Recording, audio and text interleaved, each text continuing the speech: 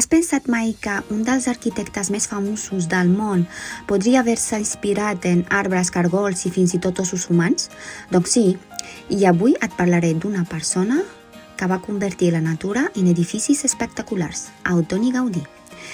Avui parlarem d'un personatge que segurament coneixes de nom, però que potser no coneixes tant com et penses. Estic parlant d'Antoni Gaudí, l'arquitecte català més famós de la història. El seu estil és tan únic que quan veus un edifici seu, normalment no necessites ni llegir la placa per saber que és seu.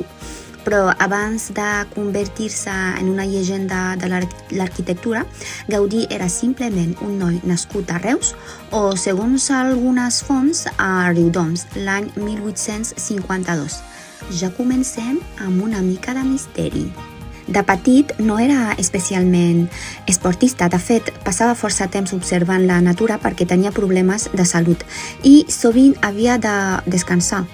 Ell, que per a qualsevol altre nen hauria estat una situació complicada, per ell es va convertir en una font inesgotable d'inspiració. Mentre altres jugaven a futbol, ell observava les formes de les fulles, els arbres, les muntanyes i els animals. I això és important perquè més endavant tota aquesta observació acabaria reflectida en els seus edificis. Quan va créixer, va anar a estudiar arquitectura a Barcelona. Sembla que ja destacava bastant.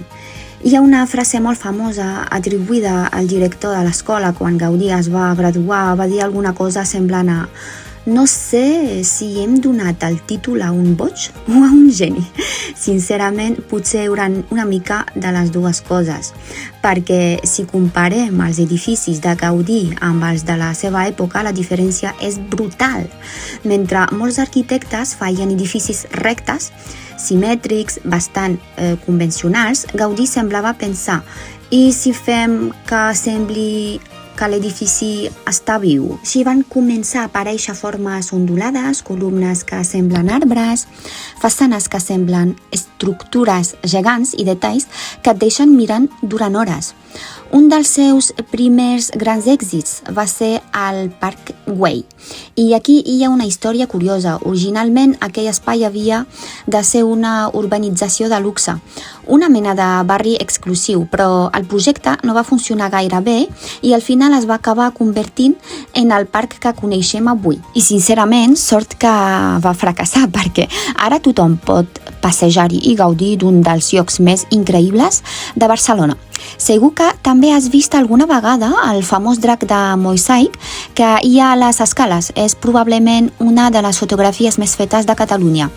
Però si hi ha una obra que representa Gaudí per sobre de totes les altres, aquesta és la Sagrada Família. La història de la Sagrada Família és una bogeria absoluta.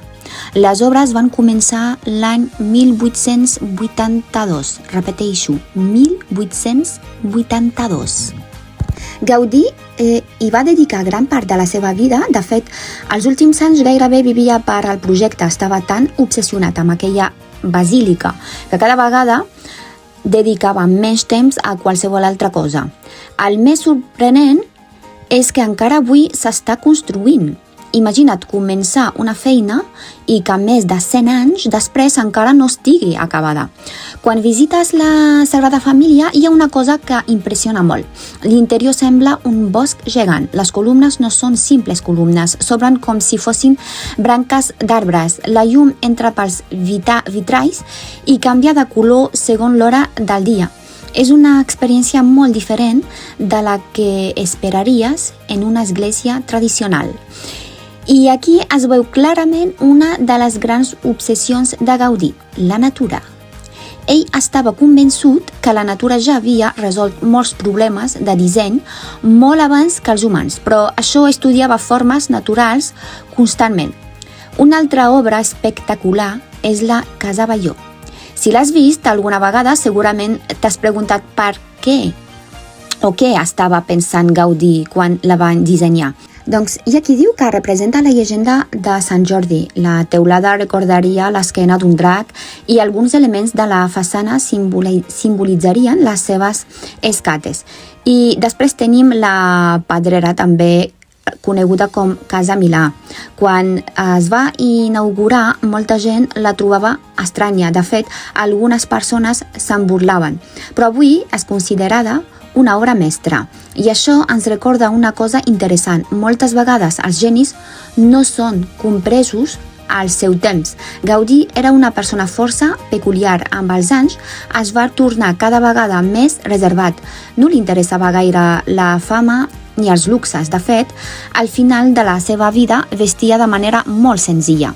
I aquí arriba una de les parts més tristes de la seva història. L'any 1926 va ser atropellat per un tramvia a Barcelona, que anava vestit de manera molt humil. Algunes persones no van reconèixer qui era. Finalment va ser traslladat a l'hospital, però va morir pocs dies després. Tenia 73 anys. Va ser enterrat dins de la Sagrada Família, l'obra a la qual havia dedicat gran part de la seva vida. I encara avui, gairebé 100 anys després de la seva mort, milions de persones visiten les seves obres cada any. La influència de Gaudí és enorme. Arquitectes, artistes i dissenyadors d'arreu del món continuen estudiant les seves idees. I és que el més impressionant no és només que construís edificis bonics. El més impressionant és que va ser capaç de crear un estil completament diferent, un estil que continua semblant modern més d'un segle després. Així que la pròxima vegada que passis per davant d'una obra de Gaudí, fixa't en els detalls. Mira les formes, els colors, les corbes i la manera com la natura sembla aparèixer per tot arreu. Perquè darrere de cada pedra hi ha la imaginació d'una persona que veia el món d'una manera completament diferent. I fins aquí el vídeo d'avui. Si t'agrada, deixa un bon like, inscriu-te al canal i activa la campaneta.